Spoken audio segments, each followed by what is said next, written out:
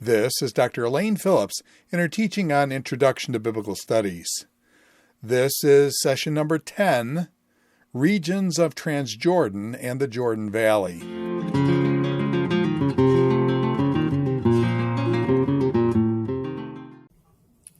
With this lecture, we are going to move across the Rift Valley. We've covered those areas that are west of the Jordan Valley and the Rift Valley.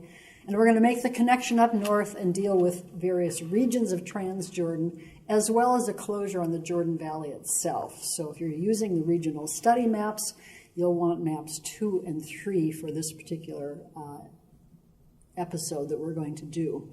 Just one note, the term Transjordan is sometimes countered with the term Cisjordan by some geographers. Cisjordan I don't use a lot, but you're going to see it as you're reading some things. That's going to refer to the areas on the west side of the Jordan Valley, the Rift Valley. But our focus now is Transjordan, but before we do that, always we need to do a review of where we've been. So here we go. Again, you could do this in your sleep by now, I imagine. In the south, we have dealt with, first, the wilderness, Judah, Shephelah, and Philistia, and that slice across the whole area. We went farther south and did Negev and Sinai. And then we did the central areas, Jerusalem, the hill countries, went out to the plain area, the Sharon plain that's north of the Philistine plain. And then in this last hour together, we did the Galilee, which is our northern parts of the country. That will allow us to connect at the area that's just south of Mount Hermon, where we left off, and come now through the regions north to south in our area called Transjordan. So just a reminder of Mount Hermon with a schematic map this time around. Very simple, but it's going to help us see a number of things. By the way, I'm going to come back to this map partway through this when we start working and looking at a view of the Jordan Valley. But for our purposes now, we simply want to note that this dotted line is sort of demonstrating, again, in very simplified form, the outlines of Mount Hermon. It's green, although you may not see the green there, which is indicative of the fact that Mount Hermon, the base of it, is limestone. We talked about that already. The region just to the south of that is called Bashan, or Bashan in the Old Testament, and that's that basalt outflow from volcanic cones that were located. Well, the cones are still there, not active. As we move farther south, which we will do shortly, just to give us an overview, we're going to be talking about the whole area of Gilead. We're going to be talking about the area of the Medeba Plateau and Ammon in here. We're going to be talking about Moab down about there, and then south of this wadi marker here, it's the Zered, we'll talk about Edom. But for our purposes, let's focus on Mount Hermon for now. The Golan Heights is, as we've said, basalt area, hard limestone foundation. And just to remind ourselves of our connection with the preceding lecture that we had, at the base of Mount Hermon, in this area right here, we have both Dan, the Old Testament site, and Caesarea Philippi, just a matter of 2 or 3 miles to the east, where we encountered that huge cliff face, bluff, if you will, that had all those foreign deities carved into it and temples built in front of it. Let's look at Golan itself, just with a quick sketch of the things that are geological. We've mentioned some of those already, and then some political regions and cities. So first of all, we've mentioned, and I just keep saying this, that we have a basalt outflow here over limestone. Just a reminder that when basalt weathers away, it becomes really excellent soil. This region, even today, has a lot of breeding of cattle, what we might almost think of as dairy farms, if you will, and it also is quite good in terms of wine production. At the south, and this is a major marker, geographical marker, delineating our area of Bashan from what's below it. This is the Yarmouk Wadi. canyon is how it's located or labeled on this map, but it is a major cleft. I'll show you a picture in a moment which will give us a sense of that. We've already said when we talked about Philip the Tetrarch that he's the one who was given control over this area. And so, sort of ethnic regional names, we have Iturea Trachonitis. Trachonitis means the torn area, and it is that. If you look and visit these areas that are basalt, very rugged area. Great hiking through there, by the way, but it's the torn area. And then Gaulonitis, which is the basis for our modern name of Golan or Golan Heights. We want to notice, and it is just barely off this map, sorry, it is right here, Gamla, which is not showing up in the New Testament gospel accounts or in the Old Testament, but we've mentioned the terrible situation in the Jewish revolt when the Romans came through. Gamla was a major defender against the Romans, but it would fall to the Roman onslaught in AD 68. And so that's an important site from that perspective.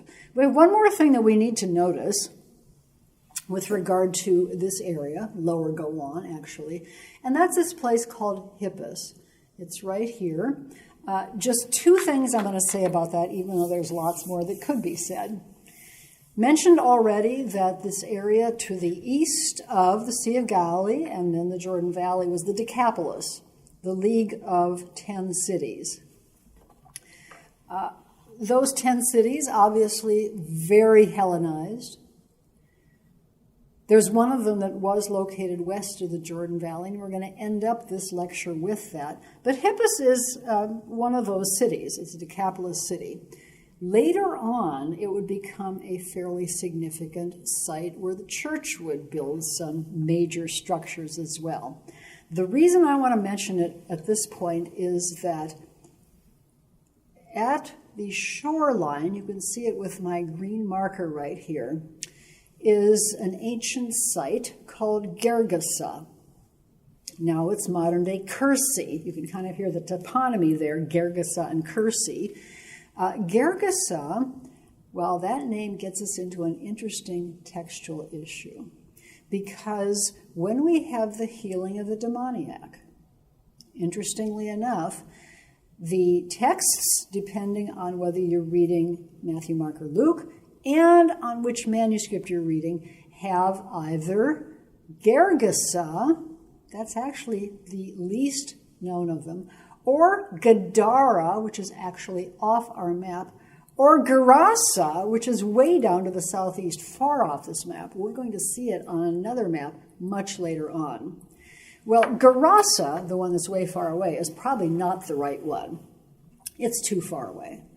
Gadara, just off the map right here, would work only if we have our Decapolis city of Gadara controlling all the area where those pigs and where the tombs and so forth happen to be. But actually, Gergesa makes the most sense. And just above, on the hills, cliffs, above this little town called Gergesa, was Hippus, where there was a Roman legion stationed. And isn't it fascinating that the mascot for this Roman legion happened to be the swine or the pig? So that might be fitting together. There's other things to say in that regard, and I don't at all pretend to be a New Testament text critic, but that could be, in my mind, from the geographical standpoint, this could really fit that gospel narrative fairly well.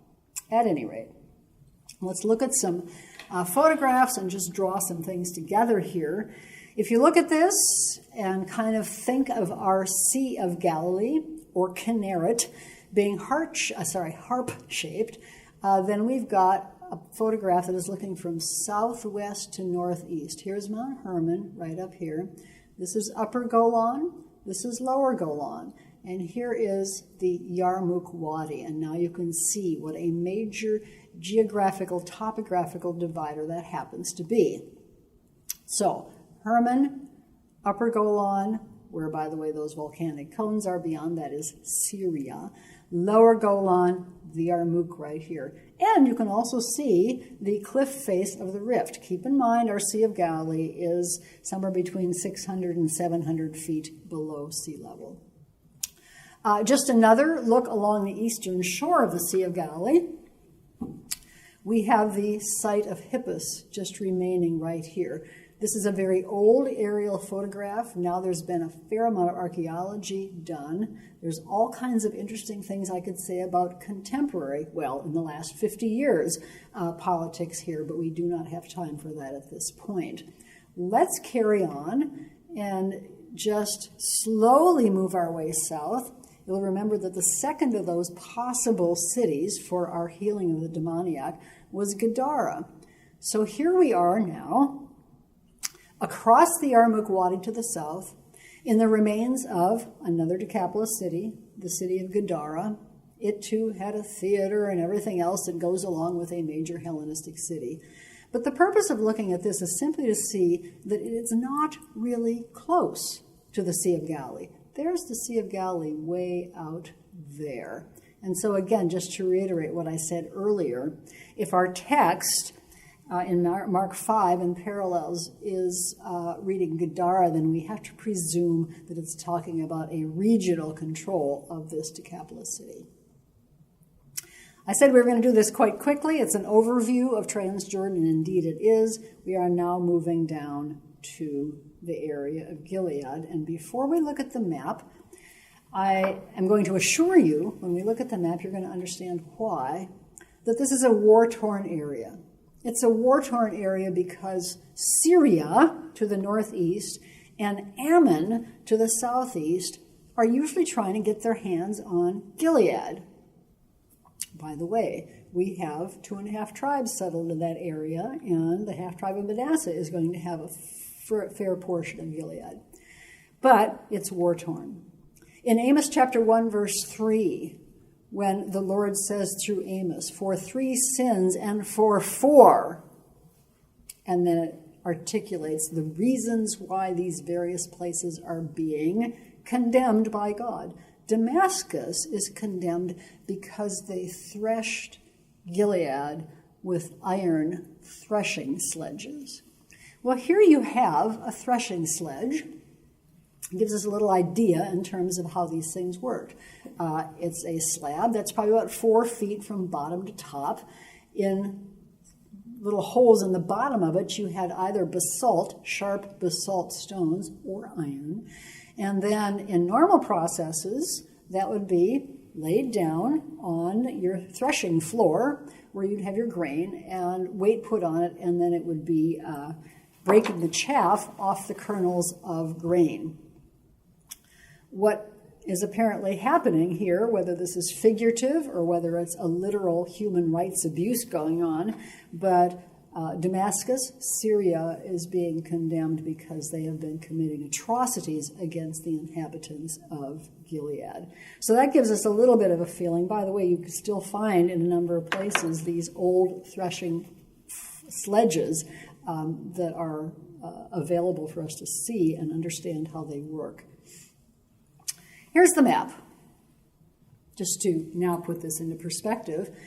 We've looked already at this area of the Golan. Here's the Yarmouk Wadi, and now we are looking at all of Gilead, right? All of Gilead.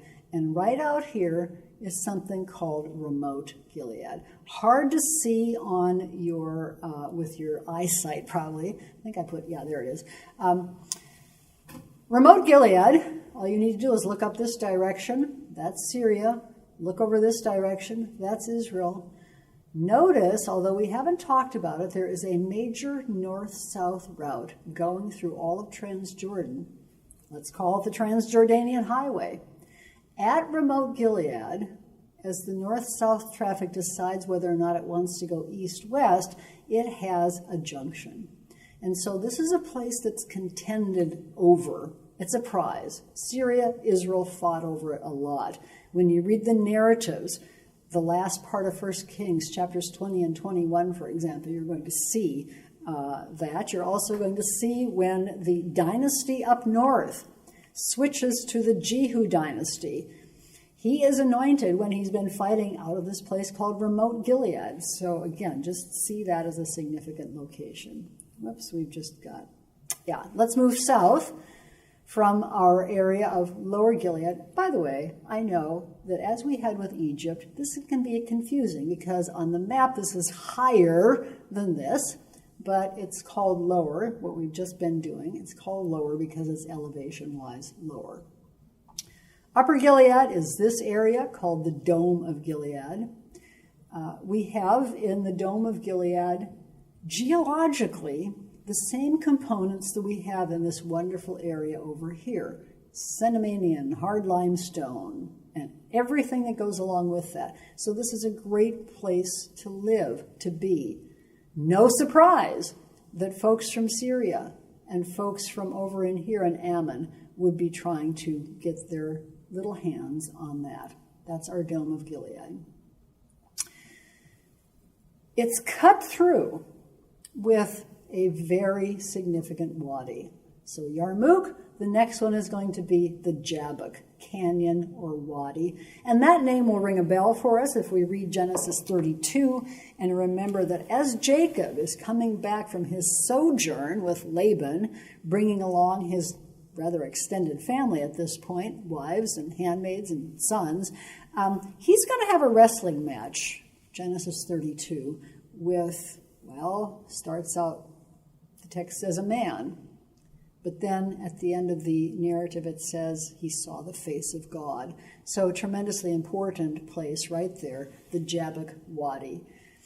Interesting that it's cutting through this very high area, but the river that is going to do that will actually swing. It goes first of all east-west, and then it's going to swing way down here and come very close to a place called Rabbah, or now Rabat Amman, and now the capital of Amman, Jordan. So that gives us a little bit of contemporary perspective as well. Also, in Gilead, kind of on the fringes here, we've got it right there, we have Gerasa, the Decapolis city that I was talking about a little earlier. By the way, that yellow arrow should be down a little farther than it is, so just make it slide down in your mind. But just to draw together our demoniac narrative yet again, this is a little far away from the Sea of Galilee to have that actually be the place where the person was living in the tombs, and then the pigs go running into the Sea of Galilee. Okay, leaving the whole view of the map and just looking a little bit at some evidence of this Decapolis city. Interestingly enough, this is probably one of the best restored Decapolis cities that we have. They're working hard on some of the other ones, but this one's particularly nice. You can stand at one end of it up on top of the theater area and look at this elliptical forum. They had to set these columns back up again, by the way, because in the 800s AD, a major earthquake. There have been a series of them throughout the centuries, but that one was quite destructive. Here's a main road. Main roads are called cardos. That makes sense because cardo comes from the word heart, and therefore this is going to be your main north-south route that is definitive and is the heart of a city in the Decapolis city planning. So elliptical forum here, come back to a close-up of that in a moment, and then we'll look at this street. We'll kind of pretend we're walking along it. And then there's a temple up at this other end of it to Diana or Aphrodite. There's the forum close up. Again, columns have been reset. And then two views along the cardo itself. Notice the beauty and the elegance, actually, of these cities. And then finally, here is our temple of Diana or Aphrodite at the end of it. If a person were to be standing there, they would probably reach, here's the feet, here's the head. So you're getting some sense.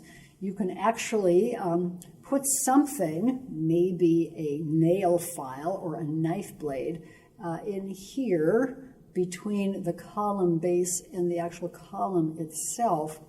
And you can watch that thing, whether it's your nail file or your knife blade that you've set in here, you can watch the handle that's sticking out rock a little bit as the wind is rocking these columns. It's a very eerie kind of experience. Well, here is two views of the Jabbok Wadi itself as it's cutting through the Dome of Gilead. But let's keep going farther south as we make our way through this Transjordan area.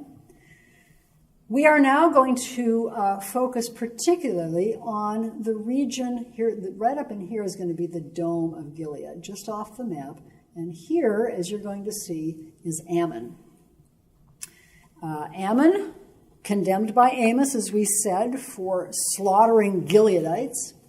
But Ammon also important because it's going to show up in some of our narratives. Saul, for example, is going to take on Ammonites. David has interactions with Ammonites, so that will be a very important location. To the south and west of Ammon is a place called the Mishur. That's a Hebrew word which means kind of a flat or a level area. It's also called the Medeba Plateau because there's a major city on it called Medeba. So a very flat area here, and then Mount Nebo right at the top of it. I need to go back on that one. Yeah, there we go. One of the other things we want to say, kind of getting us ready for the Israelites showing up in this area when they do, this region, the Medeba Plateau, the Mishur, contested region. There are going to be times when Moab, which geopolitically is located south of this major divider right here, it's a wadi, we'll talk about it later, Moab very often pushed north. No surprise there. People always try and take more, and this is a fairly decent area for grazing and raising some crops. And so they tried to take that area. You'll find as you read 2 Kings that Israel is also going to have some contentions in this area, and no surprise there either, because 2.5 tribes did originally settle in this region. Reuben, Gad, half tribe of Manasseh here. So we've got some Israelite, Moabite, Ammonite stuff geopolitically going on here. It's a fought-over area as well. At any rate, major events, and these are only major ones in terms of the kinds of things we want to be thinking about. Most of them I've mentioned, but here's our chance to get them in print in some orderly fashion. Jacob's wrestling. Israel's journey towards Canaan. We're going to come back to that just a little bit because Israel had to make its way around Edom and Moab as well, but they did go through this region. They had a battle at Heshbon, which is in that Medeba Plateau area. When Moses dies, it's after he's gone up and viewed the land from Pisgah and seen all of it. And then we have the death of Moses in Transjordan. We've already alluded to the fact that Reuben, Gad, half tribe of Manasseh are settled in this region of Medeba Plateau, fringes of Ammon, and particularly Gilead. I mentioned David in conjunction with Ammon because there are some interactions there. In fact, his general Joab is fighting against Rabbah, capital of Ammon, when David is staying back home committing the terrible sins that he did with Bathsheba and against Uriah. But somewhat after that, one of the things that the prophet Nathan said to David was, "The sword shall not depart. The sword shall not depart from your house." And as it turns out, several chapters later in 2 Samuel, David's own son, his third-born son Absalom, raises a coup against David. We talked about that a little bit when we talked about the conjunction between Hebron and Jerusalem. But as David flees from Absalom, leaves Jerusalem, he will go to a place called Mahanaim. Mahanaim is very close to Penuel. Both of those are in the Jabbok Wadi. So again, major events taking place. And then, just to kind of circle back to our location of remote Gilead, we've got narratives that unfold that are primarily military narratives. In fact, I think they're all military narratives in remote Gilead. So we've done, so far, Golan, we've done Gilead, we've done Ammon. Now we're going to move to southern Transjordan. mention there's a major wadi that divides our Mishore. Now we're talking about the Mishore here, and Moab is this. And it's the Arnon Wadi right there that is our major divider. Doesn't look big on the map, but it is a significant divide, you'll see. And then south of geopolitical Moab here is going to be a wadi called the Zered. These are the biblical names, by the way. Not all of them have the same contemporary names now. But the Zered is going to separate Moab from Edom down here. Now, I'm shortchanging both of these areas of Moab and Edom. There's much more we could say about them, but let's at least get some sense of what's happening when we have Israel. You'll remember that from Kadesh Barnea, right about here, Moses and the Israelites sent 12 spies. They checked out the land, looked really good, but looked really frightening because there were major cities, fortified cities, cities that had rather big people in them. They said they felt like grasshoppers. And so they are, because they do lack the faith in God, they are sent to wander, spend a lot of time in the wilderness of Zin. But then the Lord says, okay, now it's time. So Moses from Kadesh Barnea is going to send messengers to the king of Edom. He's going to say, could we go through your land? And he's refused. So therefore, the Israelites need to trek in some way around Edom. Of course, here's the interesting issue, and I could get into a lot more of this, but I will not at this point. Since there are not hard and fast boundaries, and since by this time Edom had already pushed its control across into this area, that's going to, by the way, continue to be a situation through the centuries that follow. But Edom was already controlling this, certainly this. And so we have to ask what exactly Israel was going around. And I will suggest to you that even though most maps that you look at in Bible atlases say that Israel went all the way down to that Gulf of Eilat or Gulf of Aqaba and then turned north, I don't think that's what happened. I think they actually begin to head around this segment, and then they have that horrendous episode, Numbers 21, the bronze serpent episode. They're complaining. They suffer the consequences of the serpents. Moses sets up a bronze serpent.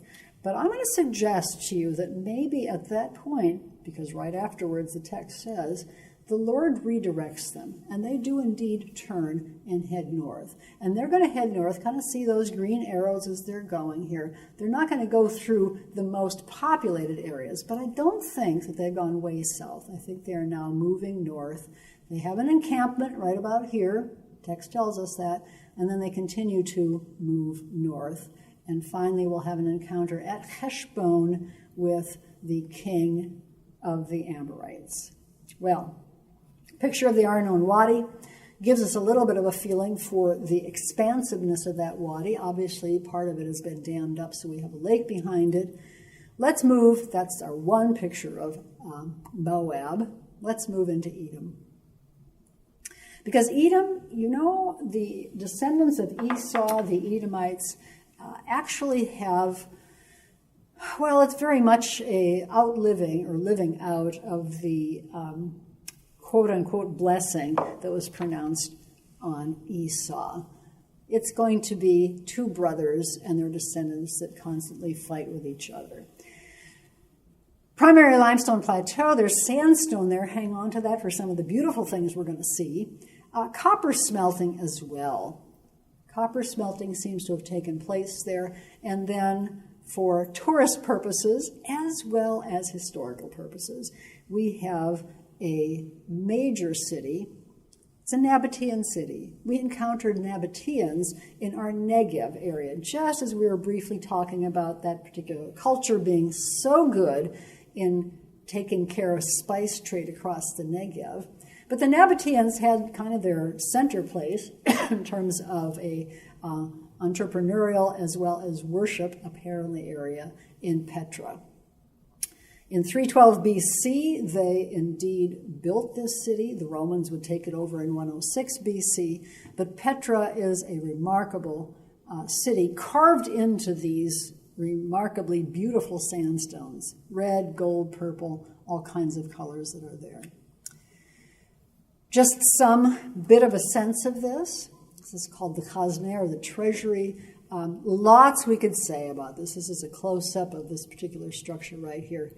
What I want you to see is this, the incredibly astonishing ability to do this in hard limestone, carved into bedrock, and do it with such intricacy. Sadly, all this stuff that used to be here got shot off by people taking pot shots at it, all kinds of reasons for that over time. To get to Petra, well, there's several ways to do it, but the tourist way, and actually the main way into it, is through a very, very, very narrow canyon called a seek. So here we enter through here, and you just see bits of that treasury at the end of that way. It was a place, along with some of the other cities in Edom, that probably felt as if it was impregnable. Impossible to get to because very protected. I'll show you some other pictures in a moment that show how rugged it is around there. And Obadiah is going to have something to say about that. In the first number of verses of Obadiah, it talks about basically saying, you think you're so safe, you too are going to come down. You who live in the clefts of the rock, you better worry. Petra has a Nabatean high place. This gives you a little bit of a sense of the ruggedness of those mountains round about. And there's also something called a monastery, although that is not the appropriate designation for it in terms of how it was used. This is a Gordon College photo op because there are 9 of us standing up there on that cupola. You can't do that anymore, so it is a historic photo op as well. Here gives probably a better sense of the really sense of, in Obadiah's case, in Edom's case, as represented in Obadiah, false sense of security, because they presumed those mountains would help them survive, but it didn't. Right up here, you see a little cupola on top of that peak. Traditionally, only traditionally, Aaron's tomb. We know from Numbers, the end of Numbers, chapter 20, 21, that Aaron died, and not entirely sure where that happened. Traditionally, it is in the area of Edom here, although when you take into consideration what I was saying earlier about Edom's control extending across to the west, it's likely closer in that area. Yes, there it is again. Just a couple more things in terms of Petra. You see the usual ubiquitous theater carved in bedrock in that area, and then a facade, a whole Corinthian facade that shows up. There are Roman buildings that get added into this later when the Romans took over in 106 BC. That's all we're doing with Transjordan. So just before we move into our Rift Valley, we've worked in Transjordan from the north, Bashan, through Gilead, past Ammon, through the Medeba Plateau, through Moab. Well, basically, we sailed over Moab. Just a dip into Petra. And now we're going to come from that point up, move north again, to the Sea of Salt. That's a translation of the Hebrew designation of this body of water, even though we know it as the Dead Sea. Yam HaMelech is what it's called, and it's actually much more appropriate because, as I understand, there are organisms that live in the Dead Sea, believe it or not. So more appropriate to call it Sea of Salt. This is, give or take, depending on the height of the water and all that sort of thing that we've been talking about 53 miles long, about 10 miles wide. I think I mentioned this way back when we talked about the incredible nature of this Rift Valley itself.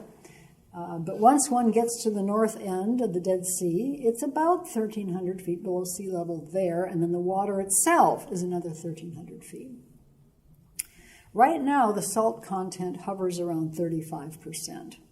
Now, if you need to put that in perspective, think in terms of the ocean water being somewhere around 4 to 5%, and those of you who may know the Great Salt Lake in Utah, that's around 8%. So here we are talking about very high concentration. It's higher now than it was 40 years ago because there's less water that is flowing into it for all kinds of reasons, drought, use of the water from the headwaters of the Jordan River for irrigation, for all sorts of purposes that humans are requiring. So we've got 35%. You can sit in the Dead Sea, put a rock on your stomach, and do a good job of floating. Also has high mineral content. This is not just table salt.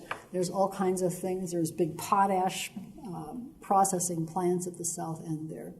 And then I show you here a vintage photo. It's vintage for a number of reasons. Some of you may smile a little bit at it, but here's vintage for several reasons. First of all, this is the south end of the Dead Sea. If you remember, I should have had my map on here again. But the Dead Sea has a north end, which is got the depth of about 1,300 feet.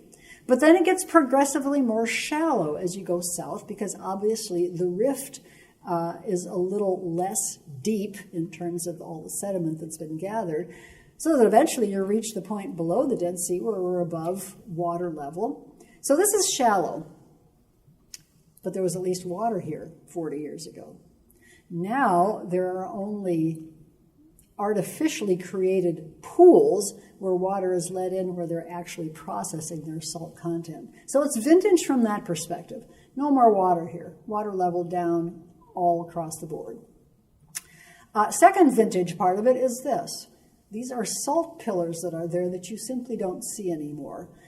Probably have been the casualty of decades of tourists coming through and chopping them down. So this has changed quite a bit. Yes, I'm sitting on one of those salt pillars, and that's the third vintage part of this.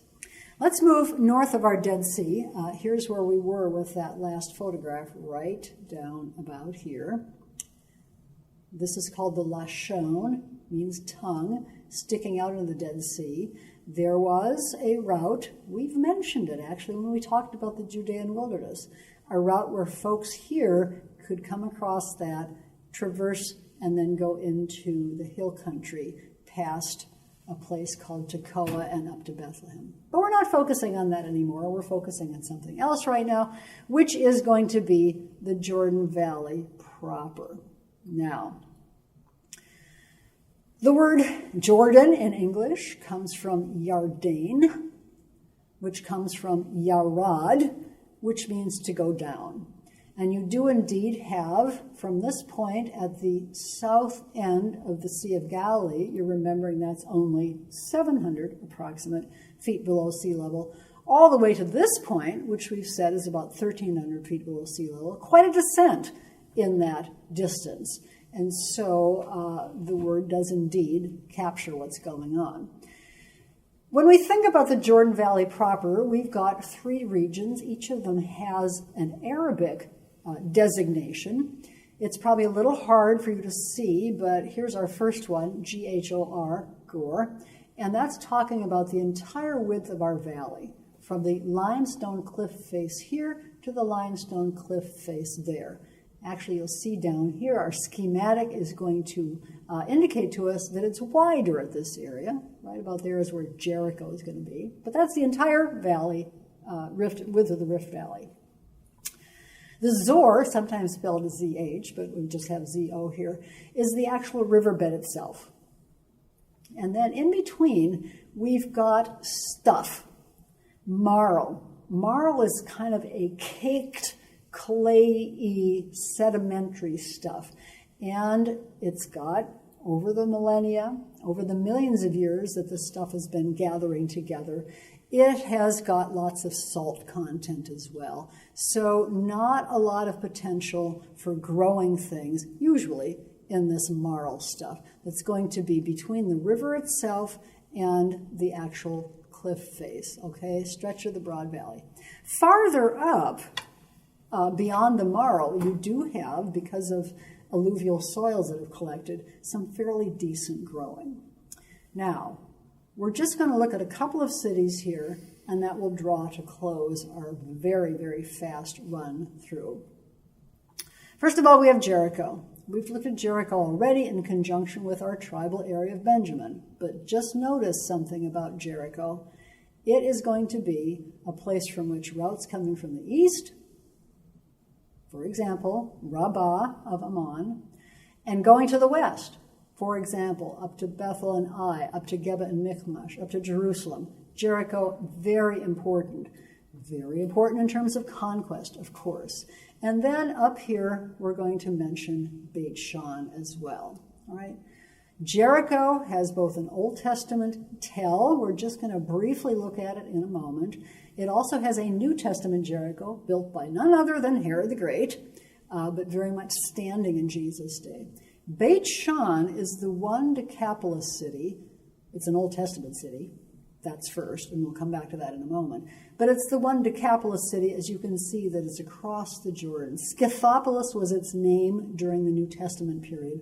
All the rest of our league of 10 Hellenistic cities, are over here. We've met Hippus, we've met Gadara, we've met Gerasa. But here we have Scythopolis here. Big question in terms of where Sodom and Gomorrah were located. Many folks say probably the south end of the Dead Sea. I think there's fairly decent biblical evidence they might have been in this area, but we're not going to go there. Let's just do some history. What I just said about location of Sodom and Gomorrah links in with this. And you're saying, oh, really? And yes, Genesis 13 tells us that Abram and Lot were in Bethel. And when they decide they need to separate, Lot looks up, sees the Jordan Valley, sees it's well-watered, sees, interestingly enough, that it was like the Garden of Eden, and so he heads east. So at least his beginning settlement is going to be pretty much in that area. The Israelites have to cross the Jordan before the conquest, which starts, of course, with Jericho. You have the conquest of Jericho. We also have this Jordan Valley being the boundary between the eastern and the western tribes. In fact, towards the end of the book of Joshua, there's a little bit of a contention once that conquest has taken place and those eastern tribes are dismissed to go back home. It's fascinating because they build a big altar, and there's some question raised by the tribes in the west in terms of their motives. You can go back and read that. And then we do have some incidents at Beit Shan, again, the Old Testament name, because after the death of Saul and Jonathan on Mount Gilboa, the Philistines take their bodies and hang them on the wall of the temple at Beit Shan. Whoops, skipping one here. Here we go. Two views that I want you to have of the Jordan Valley. The one on the left indicates that we have a very meandering river here, right? So here it is. It's not just a straight shot down there. It's much more meandering. Here we've seen this one before, and I show it to you because we've got green. It has been raining in a very remarkable fashion. Here, even with a little green tufting on it, is going to be some of those Katara heaps that are there. We're going to encounter Katara again when we do our material on Qumran. So just hang on to that. The Jordan River is not huge. It would have been much larger in antiquity. And especially since the Israelites crossed the Jordan during flood season. How do we know that? Because we know it's near Passover, we know it's springtime, and so it probably would have been upwards of a mile wide at that point. But here, it's not immense. On the right-hand side of this particular slide, we have a very interesting depiction. And I show it to you only briefly, not to expand on it at length. But this is a 6th century mosaic. Actually, this mosaic was part of a church floor in Medeba. We just talked about Medeba. And there was a church that had as its flooring mosaics, as many of them did. But part of it has a depiction of Jerusalem down here. But here's the word Jericho. And here you see a way of getting across our Jordan River. There seems to be some sort of fording system at that point. So the Jordan will be flowing down this direction, and this represents our Dead Sea. And of course, part of the humor of our mosaic artists is they've got a fish who was turned around and decided to swim back upstream again, probably because he wasn't too sanguine about the contents of the Dead Sea. Well, occasionally the biblical text uses the expression Gaon HaYarden, translated sometimes pride, but possibly better thickets of the Jordan. When you actually get down into that area, for those who come as tourists, there are pathways that are cleared through this stuff. But you get a sense, even as you kind of turn to the side and try to take a picture, the term thickets really works. Sometimes it's translated pride of the Jordan, for example, but here, probably this is our best way to see what's going on here. A place to hide. Jericho, just a brief look. Focusing on our Old Testament Jericho, since that's what the Israelites would have encountered. We are looking from west to east, so there, very much in the haze, is going to be Transjordan. Here is going to be the broader section of our whole expanse, the Gore. This is the city of Jericho as it exists now, and here is our Old Testament tell of Jericho. You actually see a bunch of people standing right there, and they're probably looking down at this. Lots of work has been done archaeologically at Jericho. So again, it's a place to come back to study at length.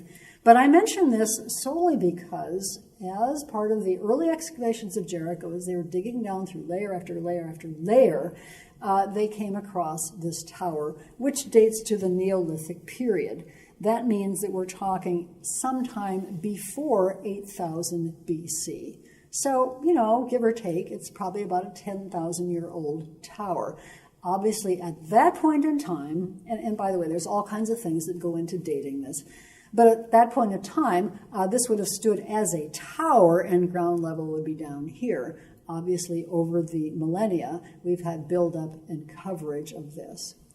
More to say there, no time. Our last site, and again, just a quick snapshot of what's going on, is going to be the Old Testament site, of Beit Shan, which is this high tell. The Decapolis city of Scythopolis, much, much larger, and we'll look at bits of it a little bit later on. You can see through the trees, just a little bit of it there. But to get up to the top of the tell, which is something along the lines of 25 strata, many steps are going to go up here, and you do see up in this area the remains of materials from the Israelite period, from the Bronze Age. The Egyptians were here, so it's obviously an important place. Why? Think of the map that I showed you when we pointed out Beit Shan. It's at the junction of the north-south Jordan Valley and any traffic that would be going that way, and it's at the base of the Harod Valley. That junction was extremely important. One of my teachers from way back, actually served as a tour guide for a while, said that if you think of a set of pliers, right, you use pliers and you move them back and forth and they're tools and they work, the thing that holds those pliers together is a hinge. Beit Shan, he said, is that hinge. And so that's why it's got such significance. It's controlling everything that's coming down the Harod Valley and going up and down our Jordan Valley, and then all the stuff that's coming from the east as well. Well, just kind of juxtapositioning, here is the tell focus, and here it is right here. You can see that dead tree. For those of you who like contemporary connections, well, it's not contemporary anymore, but when they filmed Jesus Christ Superstar, they used this particular tree in the scene where Judas hangs himself.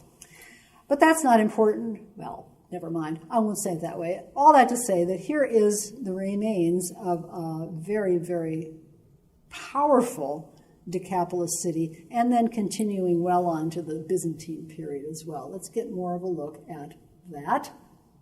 We've seen this picture before, but it was a number of lectures back. So just to review a little bit, here is the remains of our theater. again, since this photograph was taken, a lot more has been added on to this because they use the theater for performance and so forth. Here is a street, Picardo, all kinds of interesting things found in this area. Don't have time to go into them. Huge baths complex here, another huge bath complex way over off our screen in that general area as well. Temples. We'll close down with the photograph of the fallen columns of one of those remarkable temples. They started excavating this lower portion a good long time ago, and one of my colleagues who did work at Beit Shan for a while said it would take 25 years to dig most of that particular site if they could even do all of it. Well, that is where we're going to stop with our view both of the Transjordan area and then this major site of Beit Shan at the hinge between the Jordan Valley and our Harod Valley. And we close with the same slide that we started with when we talked about archaeology, the fallen columns of this temple at Beit Shan. We've seen several fairly significant temples we saw, and structures that are the capitalist city structures. I want to pause just a moment to emphasize that because there are fewer of them that exist in Israel. Once we move for a very, very broad brush sweep through the expansion of the early church, we're going to see a lot more of these remarkable remains of temples that are there. But for now, we'll stop.